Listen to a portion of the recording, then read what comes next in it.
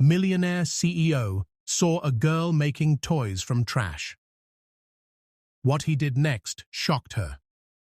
In a neglected corner of the bustling city, where cracked sidewalks led to nowhere and rusted fences rattled with the wind, a little girl named Lily sat quietly beside a large, dented dumpster. Her world was built from the forgotten. Her hoodie sagged over her tiny frame, its fabric worn thin by time, and her jeans bore more holes than denim, the knees permanently stained from afternoons spent crawling through gravel and garbage. Her sneakers, once pink, were now grey and threadbare, with the soles nearly coming apart. But none of that mattered to her. Her eyes, wide and full of wonder, sparkled with the light of invention.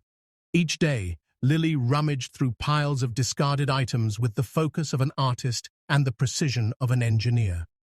She collected bottle caps, broken pens, soda tabs, wires, straws, and old wrappers, carefully tucking each item into a plastic bag she had found weeks earlier. The alley was her workshop. The cracked pavement was her canvas. She didn't just build toys, she gave them life.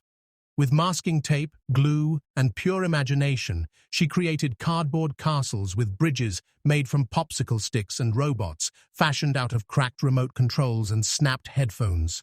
Her favorite creation was Ellie, a doll she stitched together using a ripped sock, two mismatched buttons for eyes, and yarn she had untangled from a trashed sweater.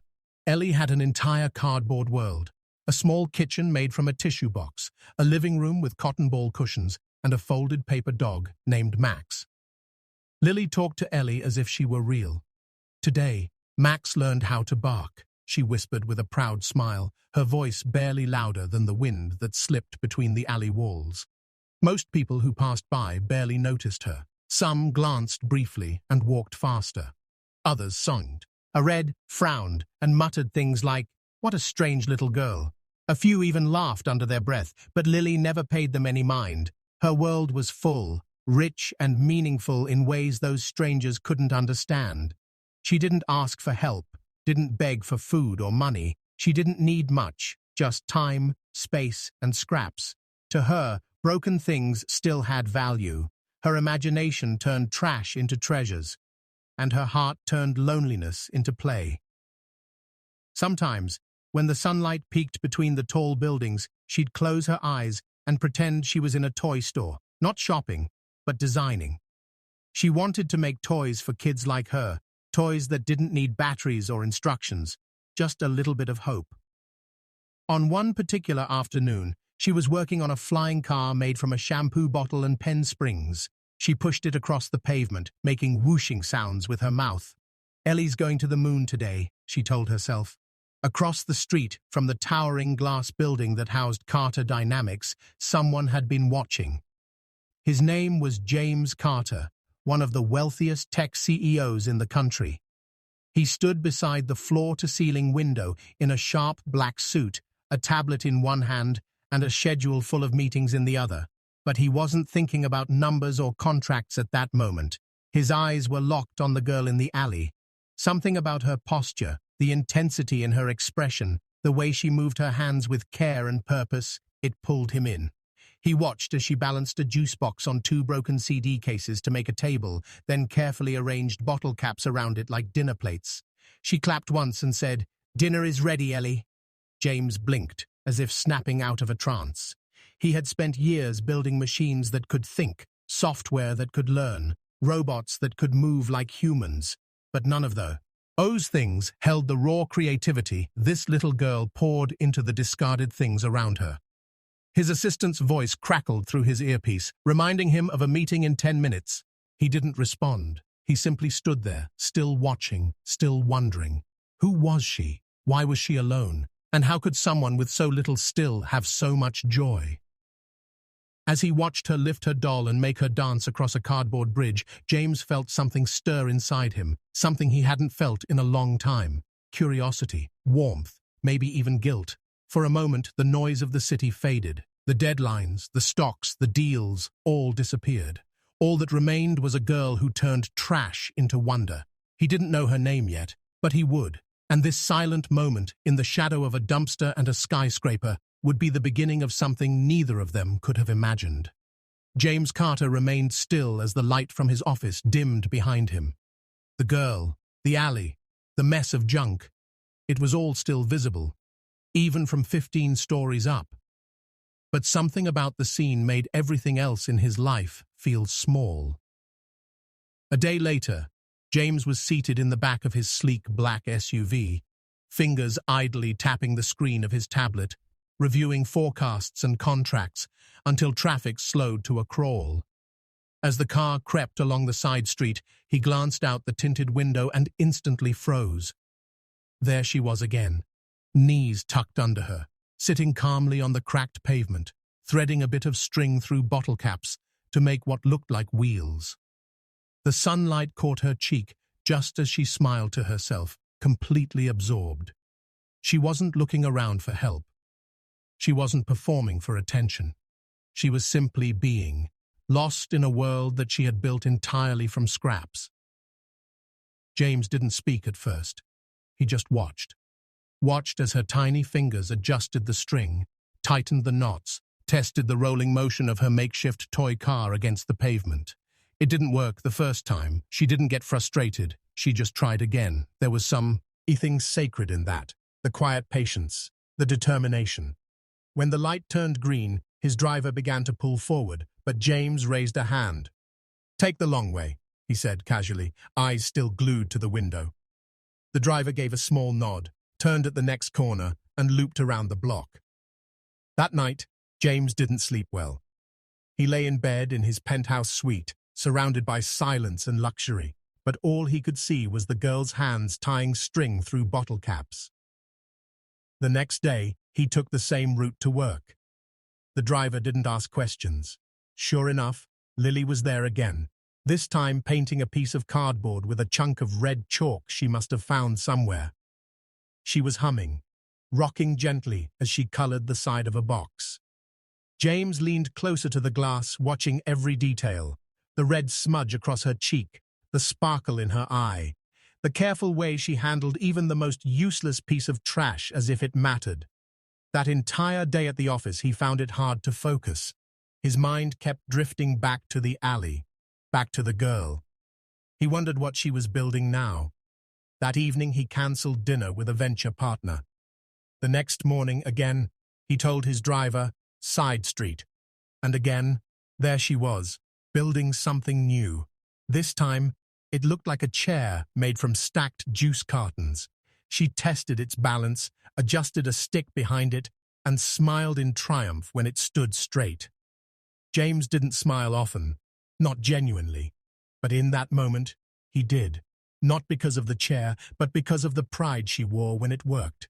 She reminded him of someone he hadn't thought about in years, a boy, once poor, once invisible. A boy with an old screwdriver and a fascination with gears. A boy who took apart radios just to understand how they worked, then built spinning toys from leftover parts. James Carter had grown up with very an orphan for most of his childhood, bouncing from foster homes to shelters. The world hadn't given him much, so he learned to build from what it left behind. He remembered fixing a broken toaster at 11 just to make warm bread for the kids in his group home. He remembered using soda cans to create a spinning wind chime that hung outside the tiny window of his room. He hadn't thought about those things in decades. He buried them somewhere along the way, under meetings, mergers, deadlines, and millions. But now, watching Lily, it all came flooding back. The feeling of creating with purpose, the thrill of making something from nothing. He watched her for a week straight, always from the car, always from behind glass. She never noticed him, not once. She was too focused on her world, too invested in the lives of her toys, her cardboard dreams, her make-believe family. James didn't know what he was supposed to do. He only knew he couldn't stop watching, couldn't stop remembering, couldn't stop feeling something that had been numb for too long. A strange ache began to settle in his chest. Not pity, not sadness, something more complex, something that felt a lot like recognition. As if somewhere, deep beneath his tailored suit and spotless shoes, the boy he used to be was reaching out, whispering, "She's just like us." The seventh day came with thunder. Heavy clouds rolled across the sky like bruises, dark and swollen, and by morning the alley was soaked in a curtain of cold rain. The sky wept hard over the city, pounding rooftops, flooding gutters, and turning the sidewalk into a patchwork of puddles and broken reflections. James Carter's car came to a slow stop at the familiar corner. Raindrops streaked down the windows in diagonal trails, distorting the outside world like a foggy memory. But even through the blur, she was there, Lily, drenched, kneeling on the pavement beside the dumpster with her arms outstretched, her tiny back hunched over a cardboard structure, protecting it. Rain hammered the thin boxes, tearing edges, softening the walls, threatening to reduce her world to pulp. Yet she stayed. Her hoodie was soaked, her hair plastered against her face, and her fingers clutched a flap of soggy cardboard like it was sacred. James leaned forward, his breath fogged the glass. The driver asked if he should keep going, but James didn't answer, not this time. Without a word, he opened the door and stepped into the storm. The cold rain struck him like needles, soaking his suit in seconds, but he barely felt it. He grabbed the umbrella from the back seat, snapped it open, and walked straight toward her. Each step splashed through puddles as he moved across the street, his shoes ruined by the water, but his pace steady. Lily didn't notice him at first. She was too focused. She tore off a plastic lid and tried to shield the roof of her cardboard home, her lip quivering, but not from fear, frustration. When James reached her, he lowered the umbrella over her head, casting a dry shadow over her hands. She flinched. Her eyes darted upward, wide and startled. A stranger stood before her, tall and dripping, yet offering her the only patch of dryness in that alley. "Hey," he said, his voice gentle, barely above the sound of rain hitting the pavement. "What are you building?" Lily hesitated. She glanced at her ruined project, at the folds caving in from the water, at the paper windows now stuck to the ground. Then she looked back at him. Her voice came in a whisper, fragile but clear. "It's a dollhouse," she said. "For my doll. She doesn't have a home, like me. But I want her to feel safe." James blinked. The sentence pierced straight through the quiet armor he'd built around himself over the years. "She doesn't have a home, like me." It echoed in his head, not just as words, but as something deeper, something he recognized. He didn't speak. He didn't have to. Instead, he knelt beside her, his knees hitting the wet pavement without hesitation. Lily watched him cautiously, unsure whether to trust this man with polished shoes and kind eyes. But there was no fear in her expression, only curiosity. She didn't ask who he was, didn't ask why he was there. She just scooted slightly to the side and made room for him beneath the torn plastic awning she had rigged. Together, they sat in the rain, under an umbrella and a collapsing cardboard roof. "What's her name?" James asked quietly. "Ellie," Lily replied, lifting the sock doll from under her coat. Ellie was damp but safe, tucked inside a sandwich bag she had used like a raincoat. James smiled, not at the doll, but at the care Lily had shown her. "You built all this for her?" Lily nodded. "She's scared of thunder," she whispered, "so I made her a place to hide." James swallowed the lump in his throat. A child who had nothing, yet gave everything she had to make a doll feel safe. It wasn't just play. It was love. Not loud, desperate love, but quiet, unwavering devotion. Not once had she asked for help. Not once had she complained about the rain. She didn't run. She stayed to protect. In her tiny act of kindness, James saw a kind of courage that couldn't be taught. It made him feel small, humbled, human. He looked around at the pieces of her world, flattened boxes, makeshift chairs, dolls drawn on scraps, and realized this wasn't just playtime. It was survival with heart. "May I help?" he asked. Lily paused, then handed him a broken stick she'd used as a roof beam. For the next few minutes, a billionaire CEO and a little girl worked side by side in the rain, rebuilding a dollhouse from ruined scraps. And for the first time in a very long time, James felt like he was the one being saved. After the rainy afternoon that bound them in silence and soggy cardboard, James couldn't stay away. The next day, he returned, not in a suit, not with his usual polished image, but in jeans and a hoodie, blending into the city's noise. Lily was already there, sitting cross-legged with Ellie on her lap, using broken crayons to draw patterns, on the side of a flattened cereal box. She looked up as he approached, smiled, and offered him a half-eaten piece of candy she had saved. "You came back, Mr. J," she said simply. That was what she had called him the day before, Mr. J. And James didn't correct her. It felt right, like a version of himself he hadn't been in years. Every morning before his office hours, he took the detour. And every evening after his boardroom closed, he found himself back in the alley, not because he had to, but because something in that space felt real. Lily would talk to him as she built, about her imaginary kingdoms, about Ellie's latest adventures, about dreams she had of one day owning a toy shop made from old shipping crates. James listened without interrupting, without judgment, simply letting her words fill the silence he hadn't known was inside him. He brought her small things, colorful paper, peanut butter crackers, markers with missing caps, and she lit up every time like it was Christmas. But he never told her the truth. Never said that the man sitting cross-legged beside her was worth billions. Never revealed that the very toys she dreamed of designing were produced in factories he owned. She didn't need to know. Not yet. He wasn't there as a CEO. He was there as a witness to her quiet brilliance. Sometimes she'd show him her latest invention, a necklace made of straw pieces, a bird made from newspaper and paper clips, and ask with wide eyes, "Do you think this could be in a store?" And he'd nod, but inside, he'd feel his throat tighten, knowing how many unimaginative things the world paid for, while ignoring beauty like hers. One evening, after she had fallen asleep in her little blanket nest behind the dumpster, James stood nearby under the glow of a street lamp, holding a backpack. It wasn't flashy, just navy blue with a stitched sunflower on the side, but inside it was a reefily chosen gift, bundles of new markers, glue sticks, scissors with rounded tips, a small toolkit, a sketch pad, rolls of tape, even stickers. At the very top, he placed a short handwritten note on yellow cardstock that read, "For the girl who turns trash into treasure."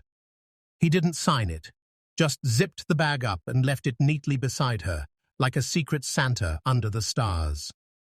The next morning, Lily found it.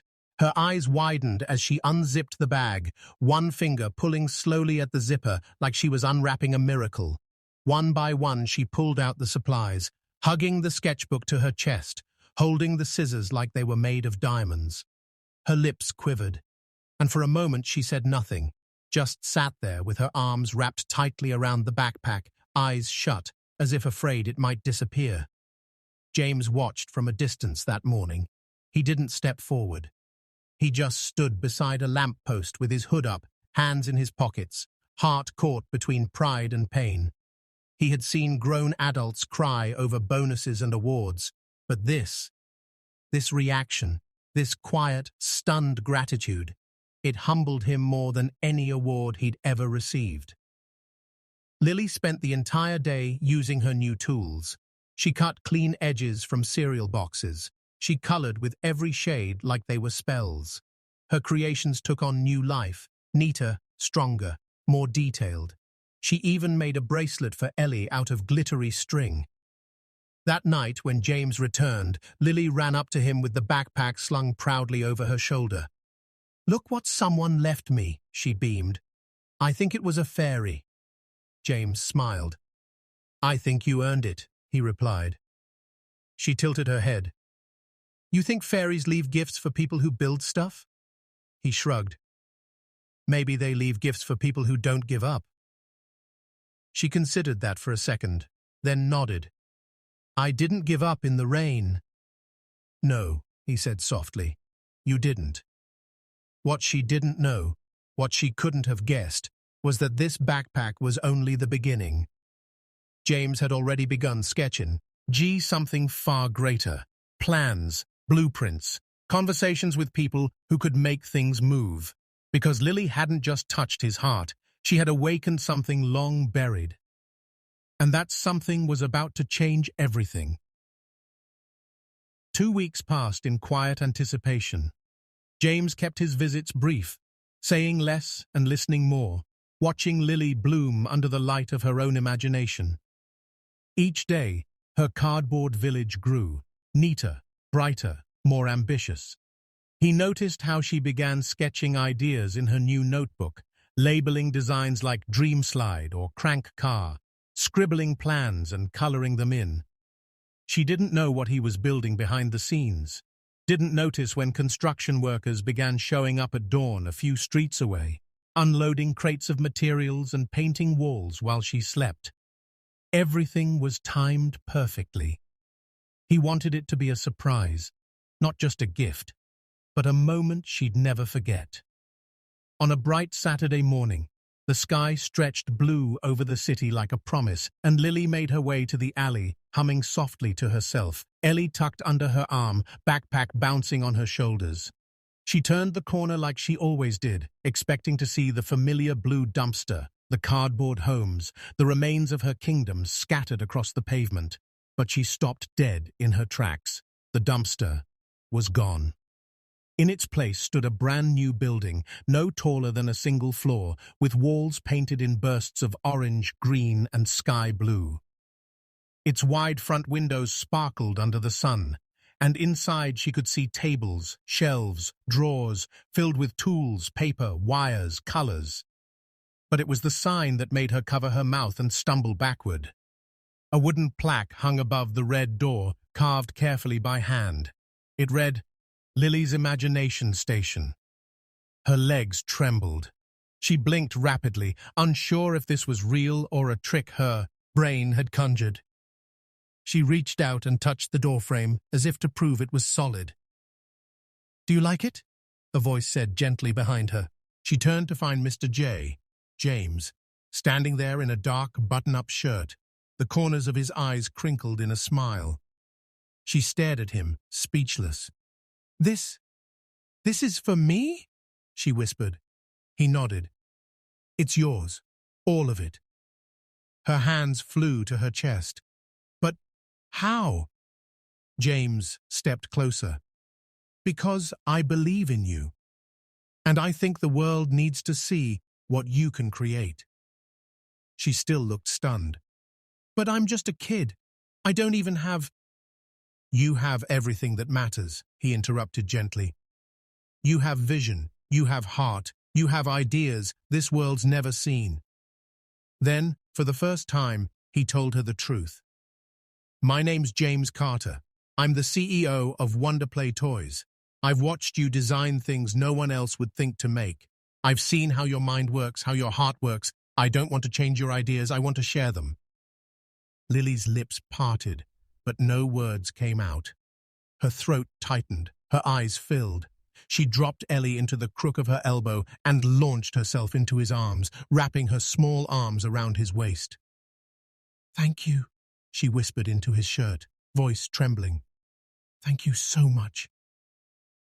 He held her there, gently, a lump forming in his throat that he didn't bother fighting.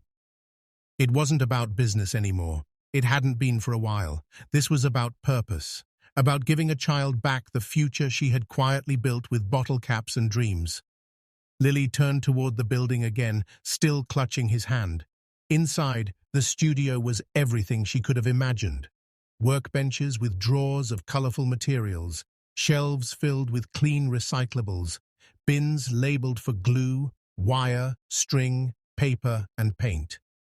A special space in the back had a wall of her previous creations, protected behind clear glass, robots, dollhouses, cardboard castles she thought were long gone. "You saved them?" she gasped. James nodded. "They're part of your story." She looked around in wonder, then back at the door. Her name was carved there like it belonged, like she belonged. In that moment, for the first time in her young life, Lily felt not just seen, but celebrated. She hadn't just received a toy studio. She had been handed a future, built from the same things she had used all along: hope, heart, and imagination. Time moved forward like sunlight through a window, quiet, steady, and full of warmth. Lily's imagination station didn't just stand as a workshop anymore. It became a symbol, a beacon of what was possible when creativity met compassion. Lily, once the quiet girl in the alley, grew into a young inventor with a spark that couldn't be contained. Her toys weren't just products, they were stories with soul. Her designs carried the same spirit of her alley creations, things built from odd shapes, strange textures, and unexpected parts, but each one held together by heart. Children everywhere started asking for Lily kits, toy sets that encouraged building with recycled pieces and imagination instead of instructions. Schools added her story to their art programs. Parents praised the message her work carried, that dreaming wasn't about having everything, it was about doing something with anything. Lily traveled across cities, holding workshops in libraries, shelters, hospitals. She taught kids to turn cereal boxes into dragons, paper towel rolls into telescopes, and broken buttons into rocket ship dashboards. Every time a child said, "Look what I made," she saw a piece of herself in their smile. But what touched her most wasn't the fame. It was watching kids who felt small discover how big their ideas could become. James watched it all unfold. The man who once measured success by quarterly reports now measured it by moments, watching a child's eyes light up, hearing laughter echo through studio halls, feeling pride swell in play. That's where stress used to live. He had built 100 companies, sat in thousands of meetings, and signed countless million-dollar deals, but none of them made his heart feel like this. Whenever someone asked him what changed, he always gave the same answer. "Her," he'd say with a quiet smile. "That girl in the alley reminded me of who I used to be. She didn't ask for help. She showed me something better. She reminded me how to dream." The world began to call her the Queen of Creative Play. Interviews poured in, magazines asked for features. But Lily never let the noise drown her roots.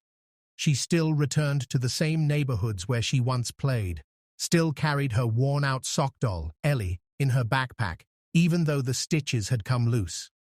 When asked about her success, she'd always start with a smile and say, "I didn't grow up with toys, I grew up making them. And I learned that magic doesn't come from stores, it comes from the heart." She visited shelters often, sitting cross-legged beside kids just like she once was, surrounded by scraps and string. She didn't stand above them, she sat with them, and every time she shared her story, she ended it the same way. "Don't wait for perfect things," she'd tell them. "Sometimes the best things start with broken pieces." Those words stuck. They were printed on posters, painted on school walls, stitched onto bags of donated toy kits. But to James, they were more than a message. They were a truth he carried deep inside. Lily hadn't just changed her life. She had changed his. She cracked open the part of him he'd buried in boardrooms and deadlines, the boy who once dreamed of building flying machines out of milk cartons. Now, years later, that boy smiled through the eyes of a grown man who finally remembered why he started. He never missed a single event Lily hosted. He stood quietly in the back, always letting her shine, always letting her voice lead. And every time she looked his way, he gave a proud, silent nod. No longer the man behind the glass, but the friend who walked with her through the rain.